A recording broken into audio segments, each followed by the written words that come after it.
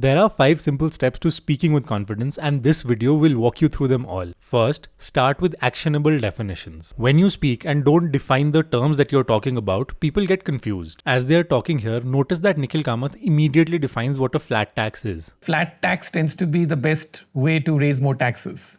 You mean a flat tax where the affluent pay the same as the non-affluent? When you define terms, include an action bias in your definitions. An action bias means that your definition tells people what to do. For example, when they're talking about social mobility here, notice that he speaks in terms of an action, which is people acquiring more resources. So social mobility, when we are speaking about it, is somebody who is not privileged climbing up the economic ladder. But how do you do this? Step 1 is to catch bundled terms. Avoid abstract terms like have more visibility or improve communication skills. These terms are unhelpful because they don't tell people what they can do. For instance, instead of saying stop looking nervous when you meet people, what if you say have upright posture, make eye contact when you speak, use gestures and change your vocal tone as you're speaking. Or let's say you asked a team member or an employee to do something and they did not do it. Instead of assigning blame, walk them through these 3 steps: what, when, and why. Sometimes they may not know what you wanted them to do, when you wanted them to do it by, or there was something else that blocked them, in which case you ask them why. Speaking like this can seem difficult. That's because clear speaking is an outcome of clear thinking. There are 2 simple ways you can improve your thinking immediately. The first one is to force yourself to explain opposing views. Notice how Nikhil explains the argument of AI companies here, even though he doesn't believe it.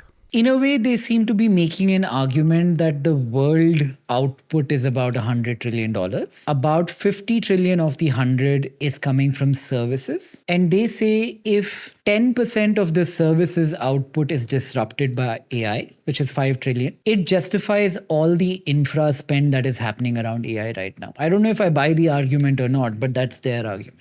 But perhaps the best way to think clearly is through probing questions. These are specific types of questions you can use to check and improve your understanding of something. Home prices need to somehow become affordable. How does that happen? Do you think that's why homes are not affordable? Because of regulation curtailing supply? In the West, for sure. In India? Now, this kind of clear thinking will be incredibly helpful for you when you present data. Data can be incredibly useful to talk about. But if you want to influence people, just talking about data will not work. There are 3 simple things you need to do to make your case more compelling as you talk about data. The first one is to explain context. Talk about what your data means in the broader scheme of things. For instance, watch how he compares homes in the US to historical numbers. The number of new homes that America builds today is the same as it was in the 1950s and 60s. This ties in nicely to the second way of talking about data, which is talk about trends. And in India, it's very interesting. One of the trends that I noticed was, and this is very counterintuitive, even though manufacturing as a share of GDP has not gone anywhere for a long period of time. Today, the maximum number of billionaires in India today are manufacturing. Trends are useful because they make next steps obvious for everyone. But by far the most persuasive way of talking about data is comparison and contrast. China's debt today, consumer debt or the debt as a share of its economy, is same level as America. We all tend to think in relative terms, so isolated metrics are hard for us to process. When you use comparison and contrast as you talk about data, your message automatically becomes easier for people to process. One way you can use this technique is to use paired metrics. That means you use a quality and quantity metric wherever it's possible the next time you talk about data. Even if it's not possible, a basic comparison and contrast will still help you when you talk about metrics. East Asia today,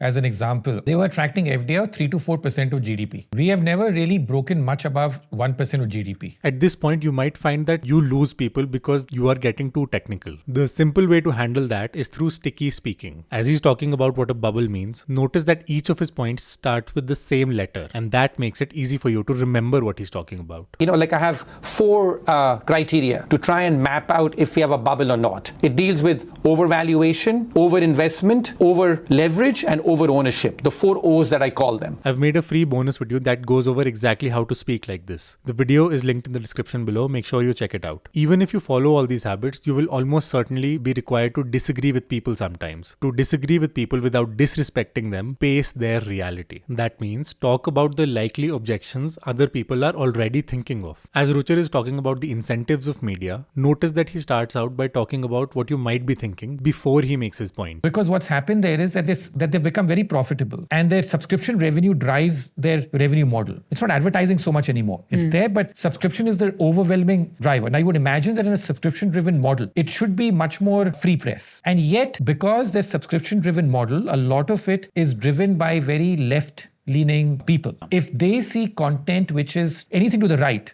they almost want to threaten cancelling the subscription. The simpler way to do this is to just state where you agree before you disagree. Watch how Ruchir starts out by agreeing with Nikhil before he makes his point. You're correct theoretically that whenever countries have, I remember writing this piece, in fact, back in the mid-90s, based on research, which is the fact that capital on convertibility has always led, in general, on balance, at least initially, to more capital flowing in than flowing out, because it's a statement of confidence in your economy. A lot of times people are not opposed to what you have to say. They just want to be heard. The easiest way to avoid any kind of pushback when you speak is actually through storytelling. Stories are powerful because they can influence and move people. When you are telling a story, step one is to induce interest. Watch how Ruchir brings up Putin, which prompts Nikhil to ask about him. I've written about my experiences with people like Putin and Erdogan and stuff. Yeah. That in general... Tell us something about Putin. And when you are telling your story after that, make sure to tell it in the present tense. That makes people want to follow along with you in real time and they start imagining your story in their head. I took those words seriously. I made a presentation and I land up at the Moscow Convention Center. So the conference is going on.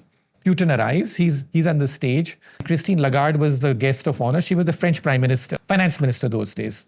So she came from France and the States. So I go up on stage and then I begin my presentation. I'm told to make a frank presentation. Now, in this story, Ruchir was asked to present in Russia and he gave a very frank presentation about the problems in Russia's economy in front of Putin. After his presentation was done, notice how he keeps the suspense and doesn't immediately reveal what happened after that. You should have no idea where he was coming from, but he should leave the country. So I left the country that day and then I've not gone back since. Suspense like this can keep people hooked, which means you can then slowly build up to your main point towards the end. There is a lot more to storytelling that I couldn't cover in this video, but I've made an entire playlist on storytelling that you can watch by clicking on the playlist on your screen now.